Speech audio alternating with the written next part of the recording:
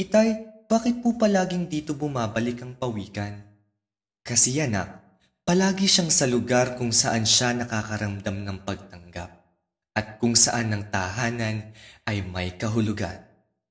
Sa bayan kung saan nagtatagpo ang araw at ang karagatan, dito sa bayan ng Naik, buhayang kultura, buhayang tradisyon, sa bawat paglisan at sa bawat pagbalik, pinapakita ng Naikenyo ang pagmamahal sa bayan, ang sama-samang diwa ng komunidad. Sa bayang binabalik-balikan, patuloy ang selebrasyon, patuloy ang saya at patuloy ang pag-asang dala ng Pawikan Festival. Damhin ng kulay, damhin ng indayog ng pawikan. Hataw, sumayaw, makiindak sa indayog ng alon ng karagatan. Tara na, sama-sama sa Pawikan Festival. Husay at talento ay pakawalan. Ito ang Pawikan Festival.